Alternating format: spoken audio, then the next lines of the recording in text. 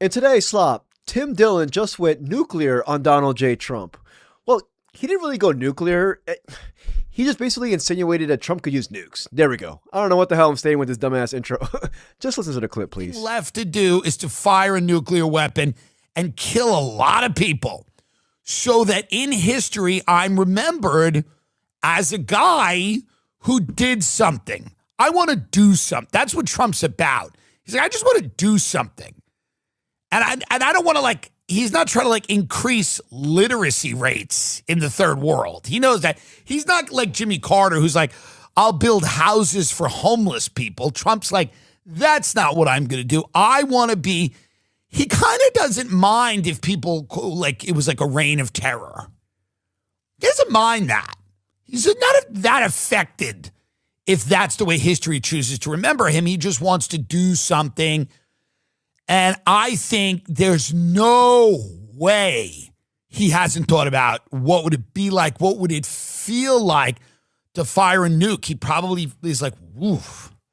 The power, the unbelievable power that you have in your hand when you fire the nuke, and then you get up the next day and you're like, it is what it is. We just nuked someone, and you go downstairs to Mar-a-Lago, and people are a little somber that day because you just nuked someone. It's the last thing for him to do would be to just kill a large number of people just for his own curiosity. And the fact that it would guarantee his place in history is like he nuked them. Trump nuked them. And he'll say, a lot of people thought about doing it. I did it. We really voted a madman into the office whose hobbies include golfing, McDonald's, and bombing the Middle East. When people tell me, dude, you're overreacting, he's not going to do anything, come on. I'm just like, dude, Trump has been nuke horny since 2017. This man literally threatened to nuke a hurricane. He threatened to nuke Mother Nature, bruh. What are we talking about? And he's still talking out of that one too. But on top of that, there's been reports here and there stating that Trump has been a bit nuke horny, if you will, but it hasn't been really verified. But there's been rumors and whispers here and there within Trump's cabinet saying that he's tossed it around. And I know this is a grim and very ominous conversation, and I'm not trying to add light to a very serious conversation, but obviously I don't want anything to occur. And on a more serious level, I have crippling anxiety amongst other array of whatever. But, during these times, my anxiety has definitely spiked, quadruple. I have my own coping mechanisms that work for me here and there.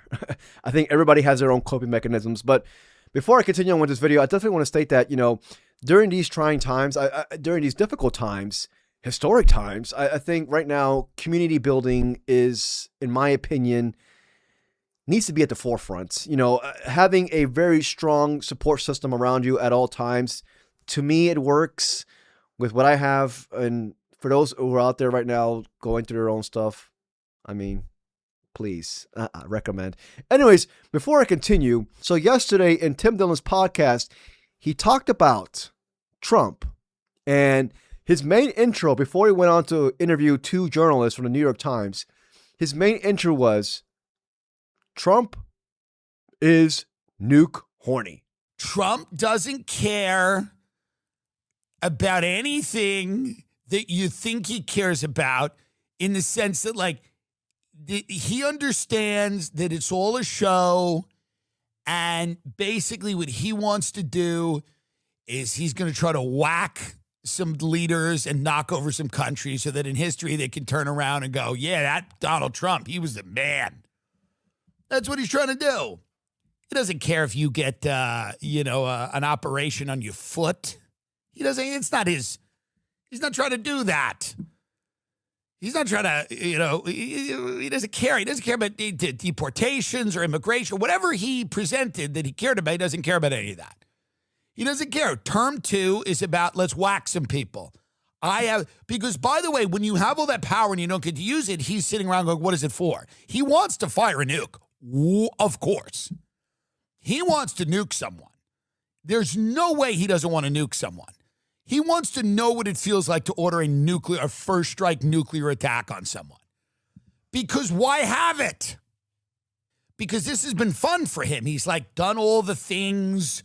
Term one, he was kind of like sandbagged by his advisors. They're like, you can't do this. He killed Soleimani. And then term two, he's like, yeah, it'd be fun to bomb people. It'd be fun to start a war.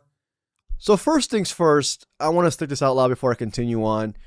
You know, Tim Dillon, whether you like him or not, you know, I don't trust Tim Dillon. You know, Tim Dillon played a role into where we're at right now. You know, he interviewed, platformed, humanized J.D. Vance, which is damn near hard to do, humanizing that freaking robot.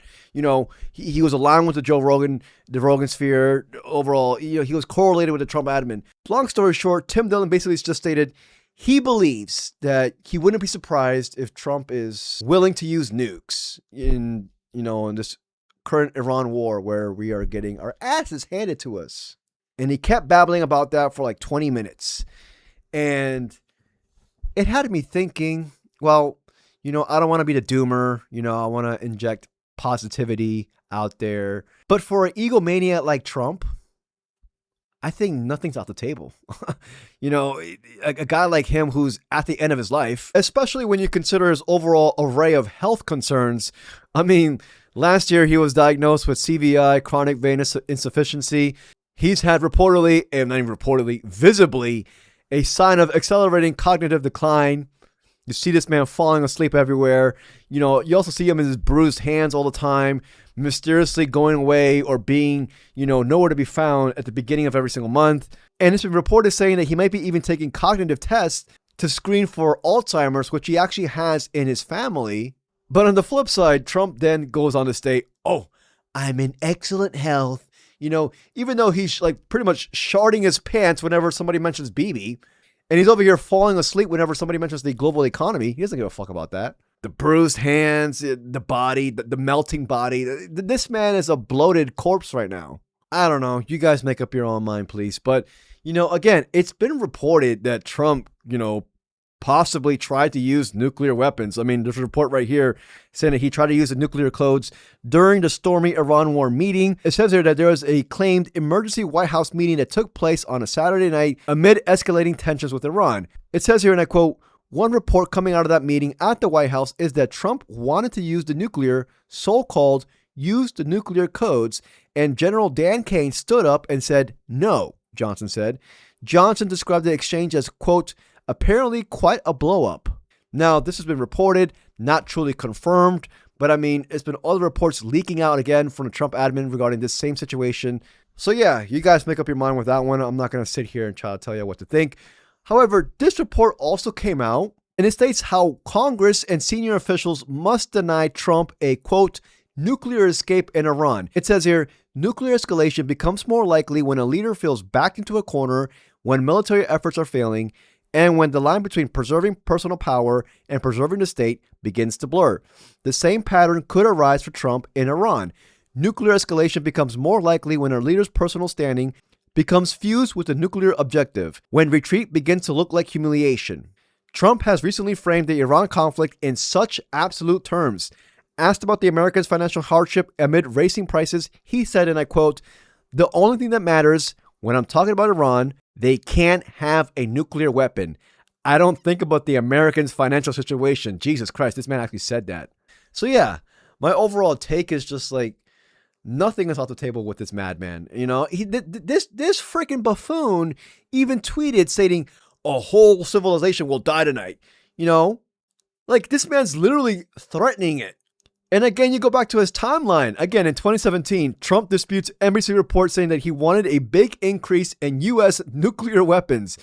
President Trump said Wednesday he wants the U.S. nuclear weapons arsenal in, quote, tip-top shape, but has not asked that to be greatly expanded. So yeah, again, he's been nuke horny since 2017. So when Tim Dillon blurts this stuff out, I'm just like, fuck. First I have an anxiety attack. I'm just like, I don't know. The greatest, and I don't say great in like a good way, it is truly the most successful con in history. It makes Enron look like a guy doing 3-card Monte on the street.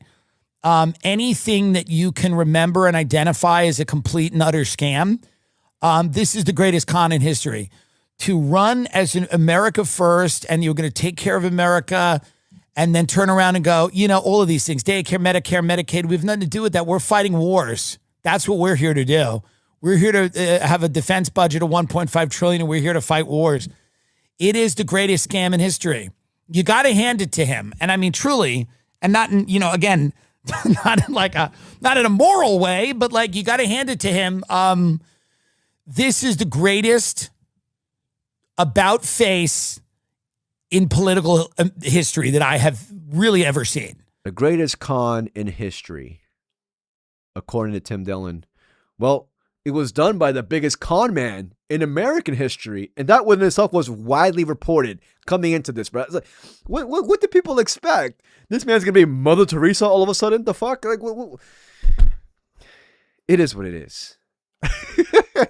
I don't like bashing people for changing their minds. I mean, unless it's Andrew Schultz, that motherfucker. Like, you see guys like Andrew Schultz, even Tim Dillon, who I do listen to. He's charismatic, he's funny. I don't trust him, and he played a part being in here. But like you see guys now who are now doing whatever they can to not talk about politics. Andrew Schultz has been ducking everything in his own pod in Flagrant and Brilliant Idiots. They have completely eradicated politics as any sort of talking subject there. Andrew Schultz right now is talking about Mormon wives who are currently in heat. You know what I mean? Or whatever that show is called. He has no credibility. Yeah, he fucked up big time. At least Tim Dillon over here is the only one in the Rogan sphere who's been actively, criticizing the Trump admin since like last June. You see Joe Rogan, the big toe, still being MAGA, at the White House, at the UFC White House event. You see everybody else around him. Like, being MAGA right now is the most anti-American thing you can do. Yet Joe Rogan and his little shills are still cucking for this man. I'm just saying. Anyways, y'all let me know what y'all think, man. Just a quick little video about this. Tim Dillon going off once again on Trump. Do you guys agree with Tim Dillon or me? I think for the most part, I'm kind of like in agreement. I don't know. But yeah, if you enjoyed this video, please like and subscribe. I truly appreciate it. Till next video. Peace, y'all.